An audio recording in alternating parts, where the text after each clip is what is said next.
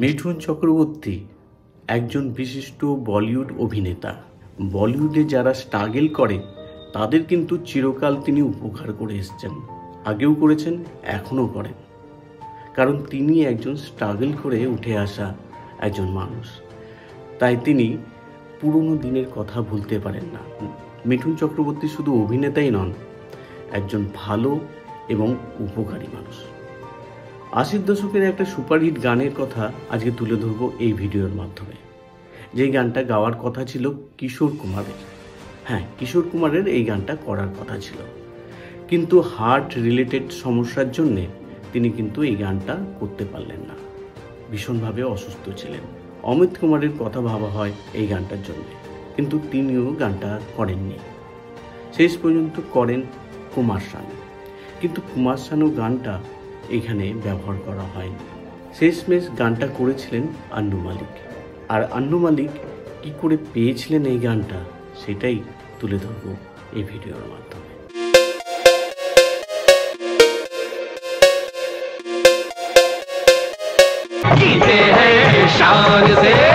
বন্ধুরা, যে কথা আজকে তুলে ধরবো সেটা হলো 1986 সালের কামাল সালমান নির্দেশনায় জিতে হে শান সে এই সিনেমার কথা। বহু তারকা বিশিষ্ট এই সিনেমাতে সঞ্জয় দত্ত, মিঠুন চক্রবর্তী আর গোবিন্দা অভিনয় করেছিলেন। মিঠুন চক্রবর্তী আর মন্দাকিনীর উপরে একটা গান, সেই গানের কথাই তুলে ধরবো এই ভিডিওর মাধ্যমে। 1986 সালটা মিঠুন চক্রবর্তীর ক্ষেত্রে পিক টাইম বা গোল্ডেন টাইম বলা যেতে পারে, কারণ তিনি যেসব সিনেমাতে অভিনয় করতেন মিঠুন চক্রবর্তীর কথায় শেষ কথা এমনই মানা হতো। জিতে হে শান সে এই সিনেমার সঙ্গীত পরিচালক ছিলেন আন্নু মালিক। আন্নু মালিক এর আগেও কিন্তু দারুণ দারুণ কাজ কিশোর কুমারের সাথে করেছেন, কিন্তু ইন্ডাস্ট্রিতে তেমনভাবে কিন্তু পরিচিতি লাভ করতে পারছিলেন না। জিতে হে শান সে এই সিনেমাতে ছটা গান ছিল। যারা যারা গায়করা বা গায়িকারা এখানে গিয়েছিলেন তারা হলেন কবিতা কৃষ্ণমূর্তি, অনুরাধা পারোয়াল, মোহাম্মদ আজিজ, শৈলেন্দ্র সিং, অমিত কুমার এরা। কিন্তু একটা গান বাকি ছিল, যে গানটা মিঠুন চক্রবর্তী আর মন্দাকিনীর উপর শুটিং হতো।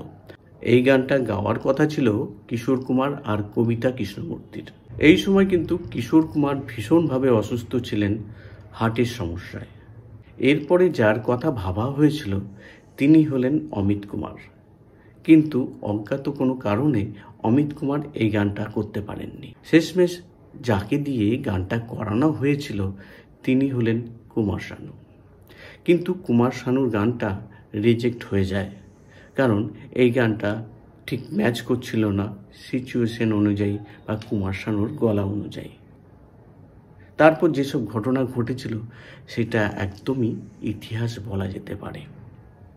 কুমার শানুর গানটা ব্যাকআপ হিসাবে রাখা হয়, তারপরও কিছু গায়কের সঙ্গে যোগাযোগ করা হয়, কিন্তু গানের নির্দিষ্ট গায়ক পাওয়া যায় না।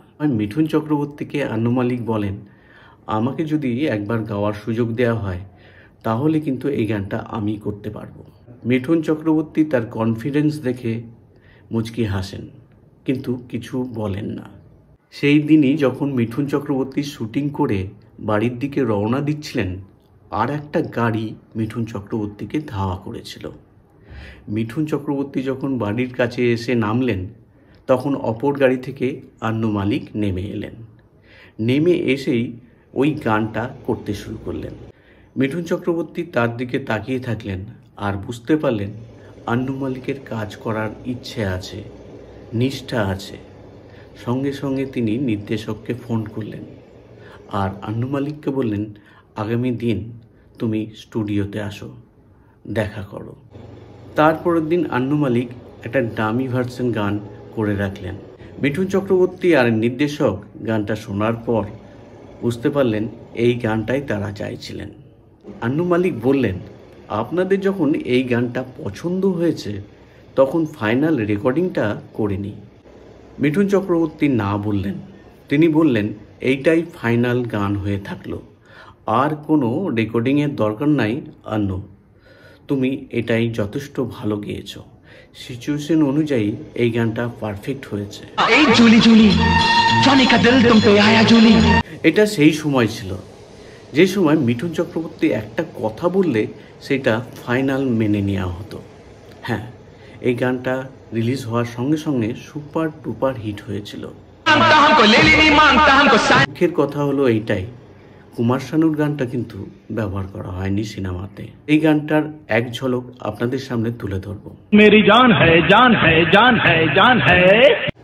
গায়ক হিসাবে আন্নু মালিকের ওইটাই ছিল প্রথম গান, যার সুযোগ করে দিয়েছিলেন মিঠুন চক্রবর্তী।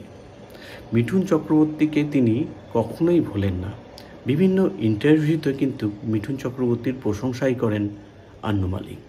मेरी नहीं मांगता, लिली नहीं मांगता, सैंड्रा फ्रॉम बैंड्रा नहीं मांगता, ये गाना मैंने ही गाया थैंक्स टू मिठुन दा। ये गाना किशोर दा गाने वाले थे। अच्छा। किशोर दा सेट पर नहीं आए तो अमित कुमार गाने वाले थे, तो अमित कुमार सेट पर नहीं आए तो डायरेक्टर साहब ने बोला साहब मिठुन दा का डेट है, क्या करें? तो मिठुन दा ने बोला एक वो कर लो अपना डमी, ऐसे ही गवा लो किसी से। तो मैं माइक पर चला गया, मैंने ऐसे फटाफट गा लिया और ये एक्चुअली एक टेक में गाया हुआ है। ये नहीं कि बार बार टेक किया है, एक ही टेक में। और ए माइनर की था, हमको मैरी नहीं मांगता, हमको लिली नहीं मांगता, हमको सैंड्रा फ्रॉम बैंड्रा नहीं मांगता। मैं गा के एक टेक में ये गाना पहुंचा मिठुन दा के पास। मिठुन दा ने जब ये गाना सुना तो बोला, ये हमारे डायरेक्टर कंवल शर्मा साहब थे, बहुत ही प्यारे इंसान। You worked a lot with him. Very good man and very talented boy. वो चले गए दादा के पास, तो मिठुन दा ने बोला भाई ये गाना किसने गाया? बोला अनु जी ने, हम डब करने वाले हैं। बोला नहीं, I want to introduce Anu Malik now as a singer. इतना अच्छा गाया, तो I think thanks to Mithun da ये गाना रह गया। And Mithun da was a cult and craze at the time, और दादा ने कह दी तो हो गया, और दादा की वजह से मैं सिंगर बन गया, for the better for the worse. लेकिन दादा आपकी वजह से मेरी गर्म चाय की प्याली भी मैंने गाया, ऊंची बिल्डिंग भी गाया, देखो बारिश हो रही भी, और अभी भी गा रहा हूँ, ना कोई काम ना कोई पैसा। तो मेरी आवाज की एक फैन फॉलोइंग है, गुड एंड बैड बुक जो भी है, but they love my singing and जैसे ये अनु मलिक गा रहा है। আজকের এই ভিডিওটা আপনাদের কেমন লাগলো অবশ্যই জানাবেন। আবার নিয়ে আসবো একটা নতুন ধরনের ভিডিও। ততক্ষণের জন্য বিদায় চাইছি, ভালো থাকবেন। মন্তব্য করতে কিন্তু ভুলবেন না। ধন্যবাদ।